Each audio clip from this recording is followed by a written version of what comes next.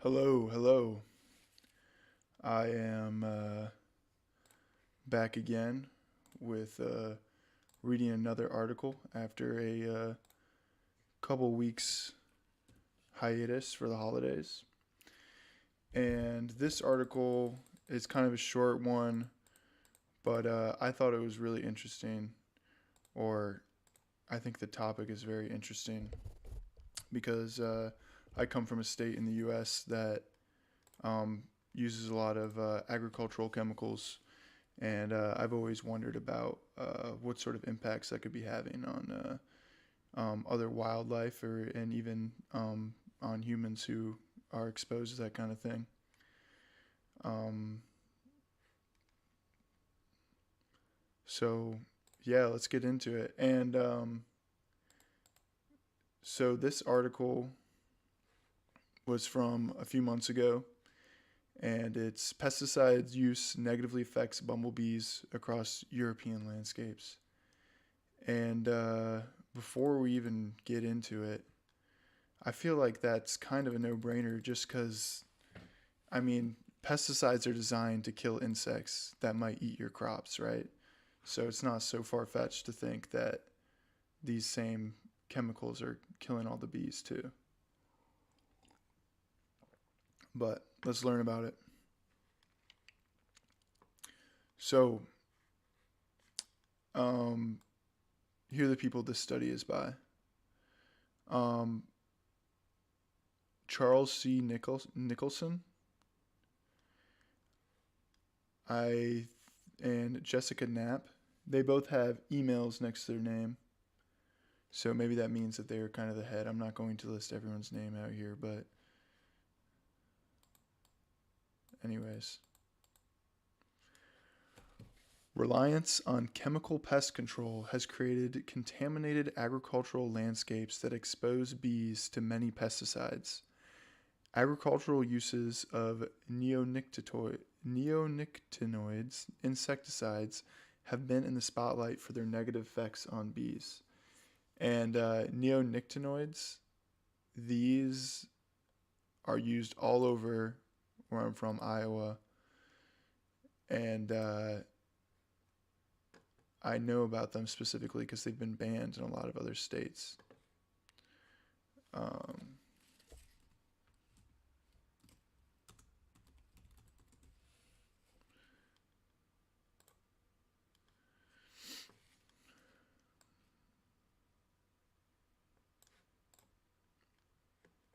Banned in Europe.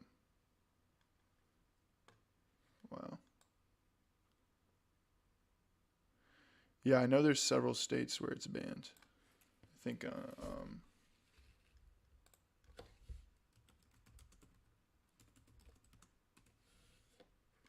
New Jersey, Maine, and now Nevada. Huh. Okay. But it is unknown how effects scale beyond single substances and focal fields. We still do not know the consequences of landscape level pesticide exposure, which results from agricultural uses of multiple approved pesticides over pollinator relevant spatiotemporal scales. On the growth and development on the growth and development of any bee species. Here we empirically test the effects of landscape pesticide exposure on the key wild and commercial bumblebee pollinator Bombus terrestris. That is really fun to say. Answering recent calls for realistic pesticide mixture risk assessment at landscape scales. As for central place foragers, the fitness of bees depend on the net value of forage resources from their foraging range, which can be reduced if the resources are contaminated with hazardous pesticides. Thus, intensely managed agricultural landscapes with fewer flowers and semi natural habitats and simplified cropping systems with increased reliance on pesticides are likely to increase the risk of pesticide exposure to bees. Likewise, crops with different pesticide use regimes and attractiveness to pollinators will also influence the exposure and risk of pesticides to bees. To empirically test the consequences of landscape pesticide exposure, we place sentinel colonies of Bombus terrestris along a gradient of the proportion cropland in the surrounding landscape at agricultural sites growing two focal flowering crops, apple and oilseed rape. I don't even know what that is.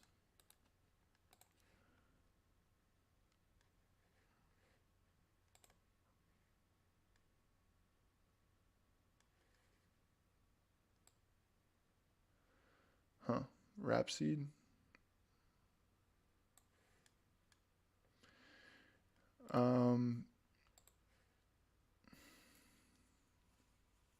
We collected pollen samples from the colonies, which were screened for 267 compounds to qualify pesticides residues. We tracked bumblebee colony performance by weighing colonies before, during, and after focal crop bloom, and by counting all bees at a colony termination after bloom. We relate these colony performance endpoints to pesticide risk resulting from landscape exposure. We found that increasing pesticide risk reduced bumblebee colony production, and this effect was modified by an interaction with the proportion of cropland in the surrounding landscape. Figure 1b, Table 1.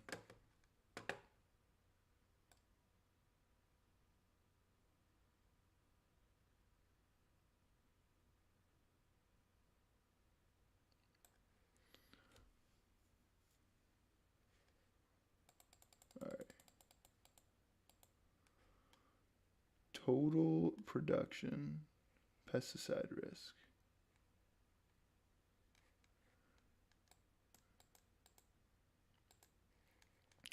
Colony production, number of produced bees estimated by the sum of closed and enclosed cocoons, declined with pesticide risk. So as the, okay. Yeah, you can see that there is kind of a correlation here between the number of pesticides and the bees produced. Is A just a map of the countries they studied in? Let me see.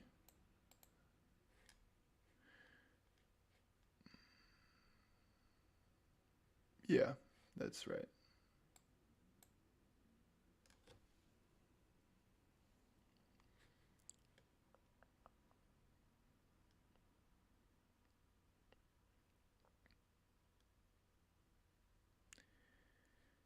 Extended data figure. Wait, where are we?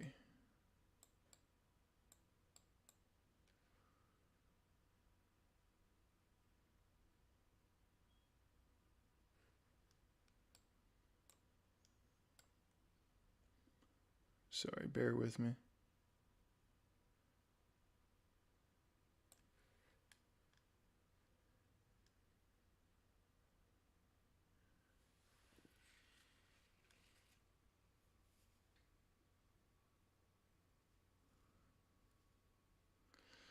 All right. Gang and colony weight, a metric inclusive of bees, brood, and food, also decreased with increasing pesticides risk. And that's figure 1C. So that is this one here. What is APP and OSR? I think maybe those are the different crops.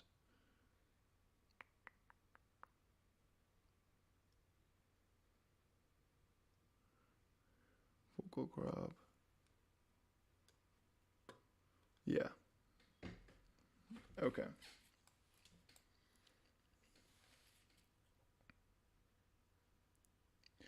As well as the proportion of cropland in the surrounding landscape. Colony weight gain was smaller with increasing pesticides risk when apple was the focal crop. but not at the more resource-yielding oilseed rape, suggesting that higher flower resource availability can mitigate the negative effects of pesticides on bees. Okay, so it's interesting. They're like, if there's enough flowers to go around, it won't matter. Colony production and weight gain decreased more with increasing pesticide risk in landscapes with higher proportion of cropland compared to lower proportion of cropland. Simplified landscapes dominated by non-flowering cropland generally contain fewer flower resources, potentially stressing colonies and interacting with pesticide effects. Likewise, high pesticide risk may hamper the bees' foraging efficiency, an already difficult task in resource-poor environments.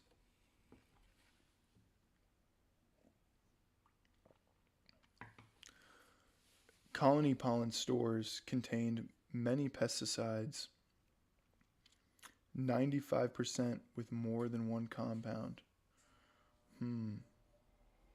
With more unique compounds in apple than in oiled seed rape. Although fungicides comprised 81% of the total residues and 62% of compound quantifications, insecticides represented the most risk, with 99% of the risk coming from 9 insecticide compounds. These high-risk compounds included the known bee health antagonist imidacloprid and indoxacarb, as well as pyrethroids and organophosphates. Most pollen samples have maximum cumulative ratios, the factor by which risk from all compounds was greater than if its most risky compound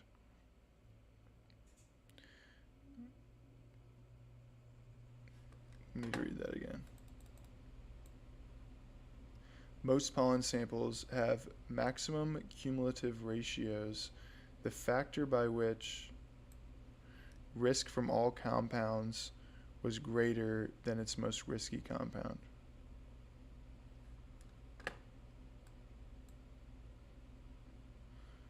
Okay, so they're just saying that all of the pesticides accumulate, and it's not just one doing all the damage, but combined they are more damaged than even the more toxic one.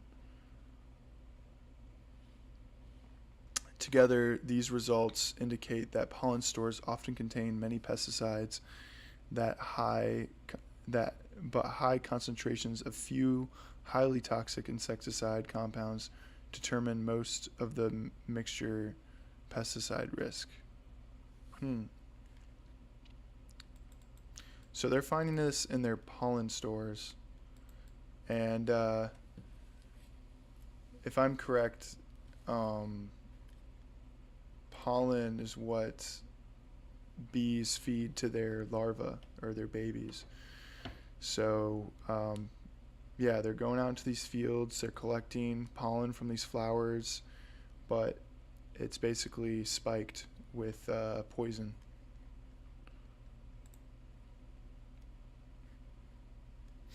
Focal crop pollen contributed to a substantial but variable portion of the colony pollen stores, and was not related to the proportion of cropland and in the landscape.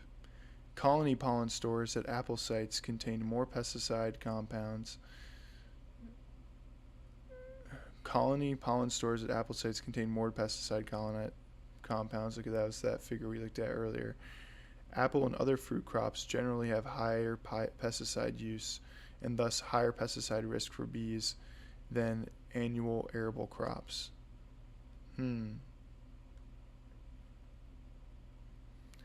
So this is confusing me, because I thought if it produced a lot of flowers, that even if they used more pesticides, then the bees could still survive. But that's not what it seems they're saying in this last sentence here.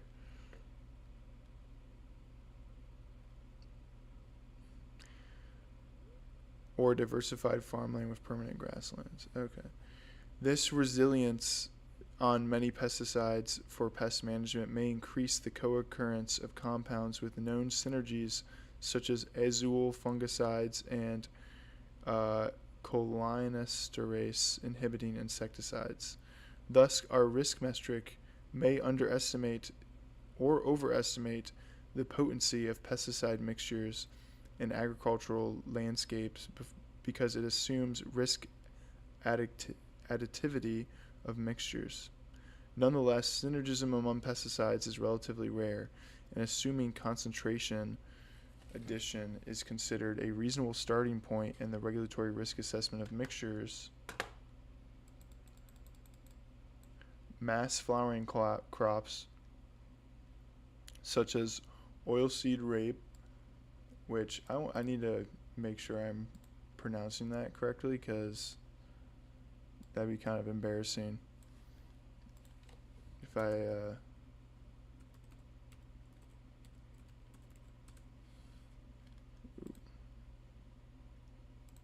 Oilseed rape. okay, just making sure. Can increase bumblebee colony growth when not accounting for pesticide exposure, especially when flowering coincides with peak worker numbers. Therefore, we specifically timed colony placement to coincide with focal crop bloom so that colony performance could be influenced by the net value of the farm crop, its nutritional benefit minus the pesticide cost.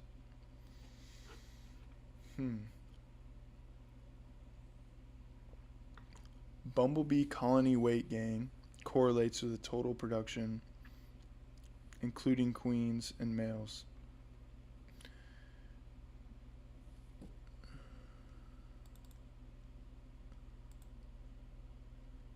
So our findings suggest the potential for adverse effects of pesticides on reproduction with subsequent population dynamics of bumblebees. So our findings suggest the potential for adverse effects of pesticides on okay. Indeed, we see that the production of new queens declined with increasing risk, similarly to weight gain. However, our approach meant colonies were at sites for different durations. Depending on the region, the crop-specific bloom pyramids precluding examination of full reproductive output and weight dynamics over the complete colony cycle, which follows an exponential growth and decline.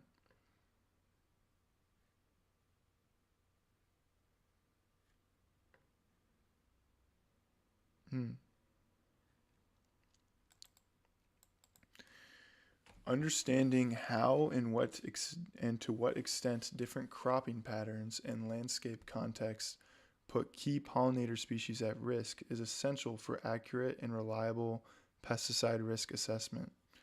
Our finding from 106 landscapes across Europe confirm that agricultural pesticide use results in exposure to many pesticides that reduced bumblebee colony performance during crop bloom, especially in simplified landscapes. Furthermore, our results can guide future post-approval monitoring efforts of non-target effects from landscape pesticide exposure. Bombus terrestris is a valuable sentinel of the broader bee community for monitoring pesticide exposure and effects because its life history traits such as colony size, foraging capacity, and are intermediate to Apis mellifera and most solitary bee species. What does that mean? Western honeybee.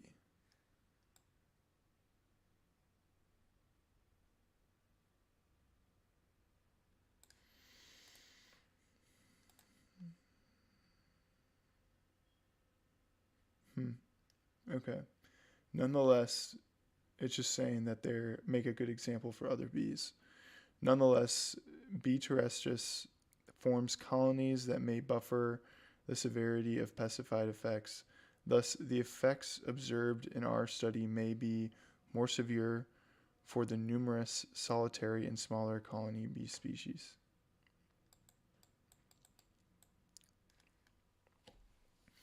Our results provide robust European-wide evidence that landscape pesticide exposure negatively affects non-target organisms in agricultural landscapes. Using the average maximum weight of low-risk colonies, that is, the 25th percentile of risk as a baseline, we found that 60% of the remaining colonies exceeded a current suggested specific protection goal for bumblebees.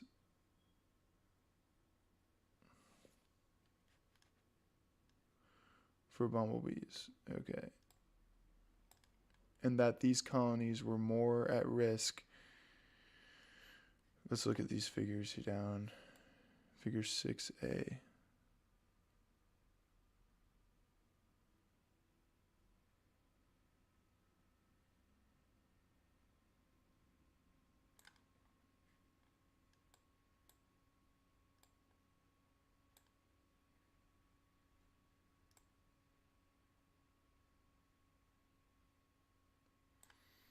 Okay.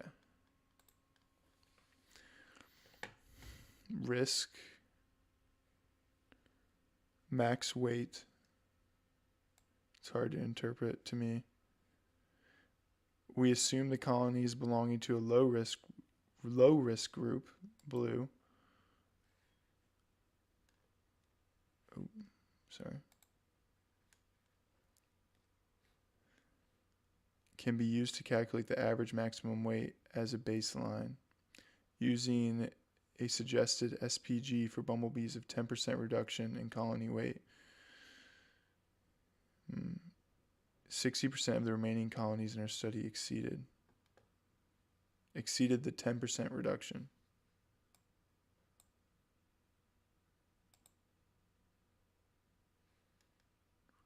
Okay.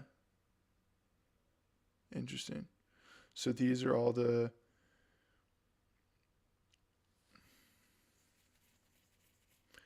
okay, wow. Yeah, so these all the yellow dots are bee colonies that were reduced by more than 10% after exposing them to pesticides. And you can see a lot higher percentage of them were reduced by more than 10% as their estimated risk of exposure got larger here.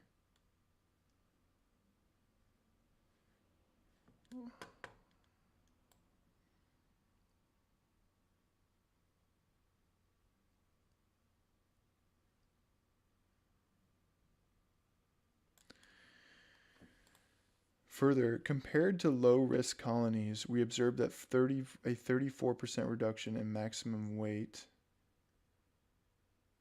52% reduction in total production, and a 47% reduction in queen production, and higher in the high-risk group.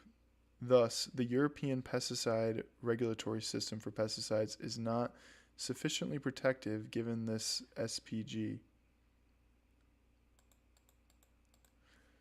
So is the SPG like the regulatory limit in Europe? Specific protection goal? The current suggested specific protection goal.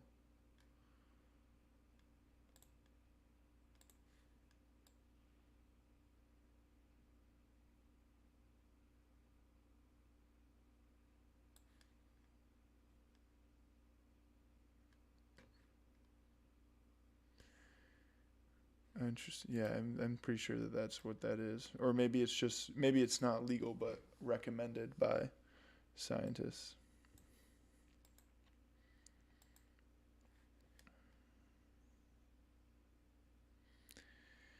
Indicating the need for post-approval monitoring of landscape exposure and its effects. However, field-based assessments, as we present here, require high amounts of replication, and post hoc sensitivity analysis shows that more than 150 colony site combinations are required to detect the effects we observed. In silico approaches to predict bee health are promising for a more holistic environmental risk assessment, for which these results could form an empirical basis. Our results show that ambitious sustainability goals related to pesticide reduction, objectives of the COP15 meeting on the Convention of Biological Diversity and European Farm to Fork Strategy would benefit bee populations and potentially the pollination services they provide. Conversely, the current assumption of pesticide regulation that chemicals that individually pass laboratory tests and semi-field trials are considered environmentally benign fails to safeguard bees and other pollinators that support agricultural production and wild plant pollination. Thus, future monitoring of bee populations under typical agricultural practices accounting for landscape exposure is a vital step toward a system of pollinator pesticidovigilance. That is such a cool... Pesticidovigilance is the word of the day.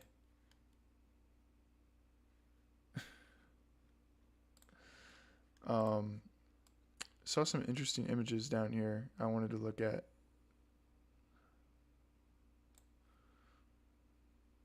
Hazard exposure risk, hazard exposure no risk, hazard exposure risk, hazard no exposure, no risk. Okay, yeah. Bees here, pesticides here, bees here, no pesticides, pesticides no bees, no pesticides, no bees. Pesticide use creates potential hazards for non-target organisms, for bees in agricultural landscapes. Pesticide risk results when, okay.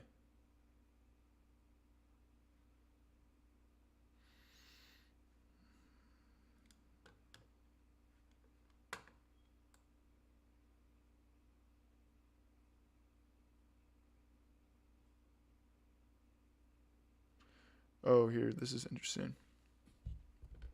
These are the different countries.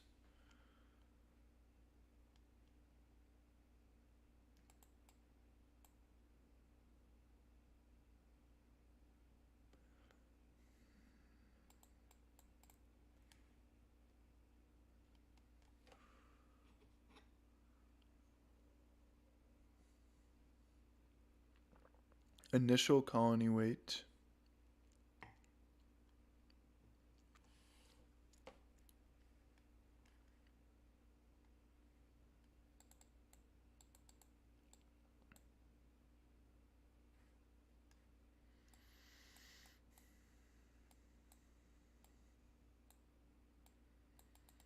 Is there an after colony weight?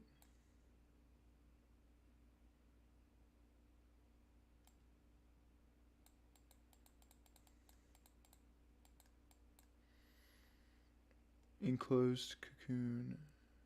This is cool.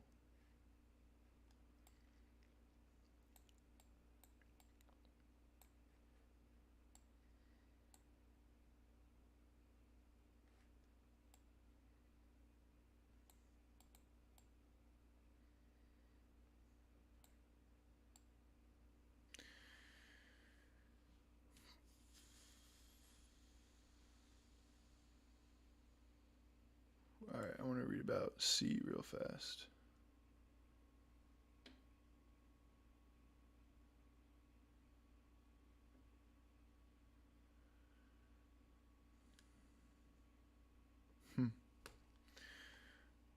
Okay. Well, that is it for this study here.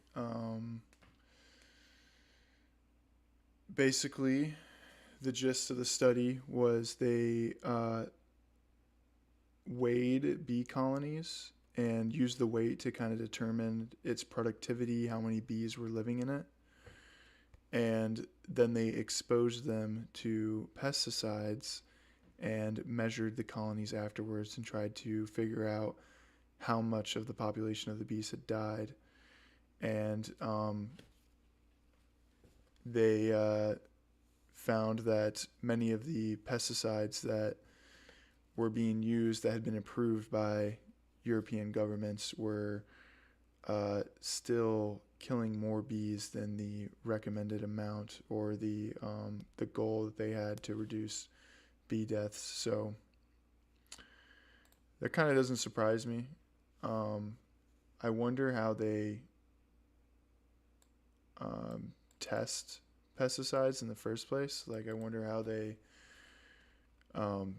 try to determine if it's safe to go into the environment. I guess they have like toxicology studies, but yeah, that would be something interesting to learn about.